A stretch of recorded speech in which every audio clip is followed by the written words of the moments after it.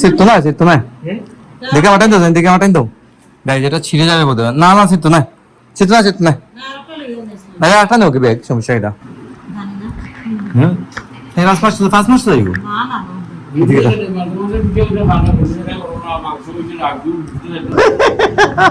Guys আদা মাত্র শস্য মারতে রিপোর্ট ভাই বলতে পারে না যে গাই একটা ডম যে প্রতিদিন আমাদের ঘরে হয় মানে এটা বলে লাভ নাই।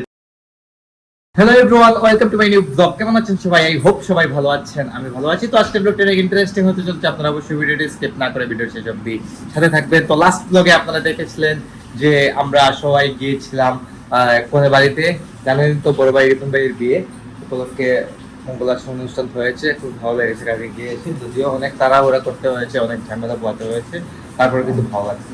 যাই হোক, তো আজকে হচ্ছে নেক্সট ডে। এদিকে এখন আমি বাসায় আসলাম দুপুর থেকে, একটু ভাবলাম যে আপনাদের সাথে একটু কথা বলি।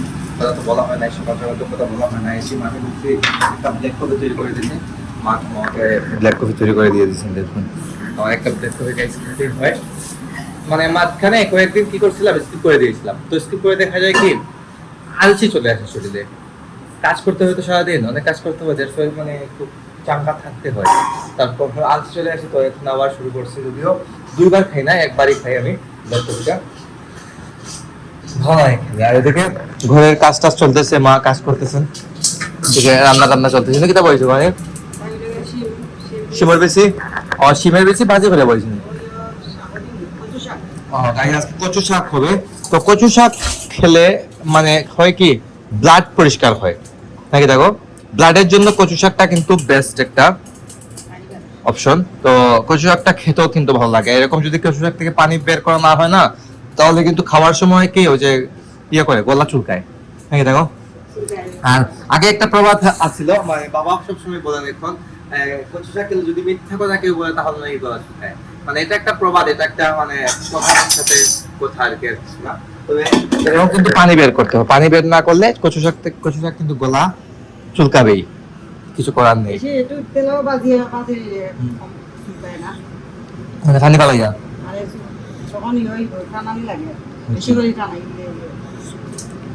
তেলের মধ্যে ভেজে নিলে একটু আর তেমন একটা ইয়ে হয় না।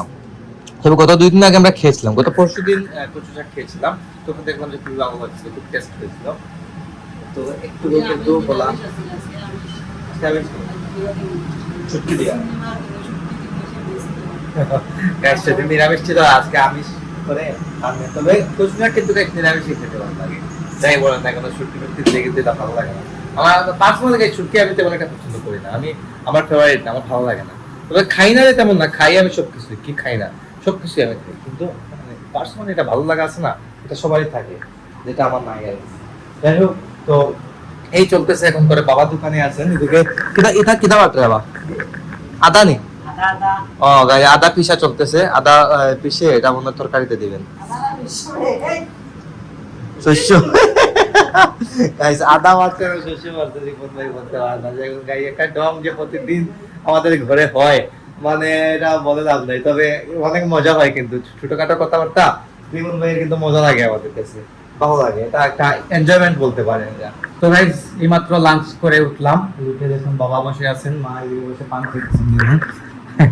লাঞ্চ করার পর গাইস মায়ের তো পান লাগিয়ে, বাবা তো গাইস আসেনি, পানের উপরেই থাকেন সবসময়, পানের উপর নির্ভরশীল। এদিকে চাল কুটানো হবে, মানে গুড়ি তৈরি করা হবে, তার জন্য চাল কেটে শুকাইনি দিছে না, শুকানো হইল তাই গাইস চালগুলো ধুয়ে শুকানো হয়েছে। এটা কি চাল বাবু? চিনি গুঁড়ো চাল? গাইস চিনি গুঁড়ো চাল, এটা ধুয়ে শুকানো হয়েছে, শুকাইয়া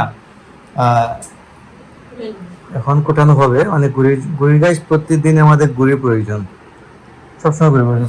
শুধু যে পিঠার জন্য গুড়ি লাগে তা কিন্তু না, কাজে না কাজে গুড়ির প্রয়োজন। যেমন একটা ভাজি করতে হলে কিন্তু গুড়ির প্রয়োজন। হ্যাঁ দেখো, এই জন্য এটা হচ্ছে চিনি গুঁড়া চাল, একদম ছোট ছোট। এই চালটা গাইস স্মেলই আলাদা, স্মেলটা কিন্তু খুবই সুন্দর স্মেল চালটা, ভালো লাগে। এই চালের ভাত খেতেও কিন্তু ভালো লাগে।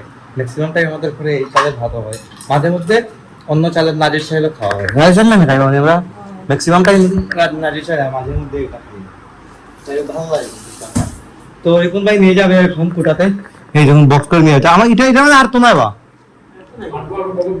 ব্যাগ নিও কি একটা বড় ব্যাগ হ্যাঁ বুঝছি ব্যাগে করে নিয়ে যাও গাইস এতটুকু চাল কিন্তু কোটানোর পর আরো বেশি হয়ে যায় না হলে 5 কেজি হবে 5 কেজি মানে ভাই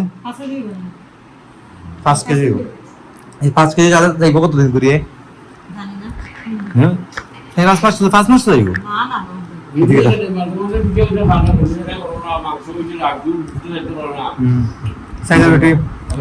চালের রুটি দিয়ে আর গাইস হাঁসের মাংস দিয়ে খেতে কিন্তু মজা লাগে চালের রুটি হাঁসের মাংস শুক্রবার রাইত খাওয়া যায় রাইত খাইলে উপরে দৌড়ি যায় চালের রুটি রাইত খাই লাগে চালের রুটি খাওয়া ভাত খাওয়া তো সমান হ্যাঁ এই চালের রুটি খাওয়া আর ভাত খাওয়া কিন্তু এক সমানই হয়তো একটু কম বেশি হতে পারে কিন্তু সমানই রাতে খাইলে হয় কি রাতে খাওয়া যায় না খাইলে মানে উপরে উঠে যায় মানে একদম লোড হয়ে যায় বেশি খাওয়াই যায় না অল্প অল্প রাতে খেতে হয় তারপর তারপরে খাই আমি তো রাতে অর্ধেক খিচুড়ি খাই ভাত রুটি খিচুড়ি এই দেখুন এই বেগে নিয়ে যাবে দেওয়ার মজা আছে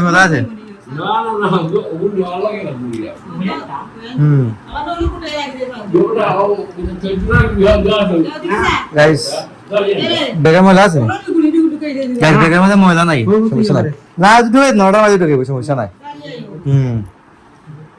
ওটা নিয়ে যাবো সমস্যা নাই দেখুন চালের ডিবিটা একদম ঢুকিয়ে দিয়েছে ব্যাগের ভিতরে ঢুকিয়ে এখন নিয়ে যাবে যাও যাও যাও যাও আগে যাও টাকা নিয়ে যাও 15 টাকা এই টাকা সিট তো না দেখে মাটাই দাও গাড়ি যেটা ছিঁড়ে যাবে বোধ হয় না সিট তো না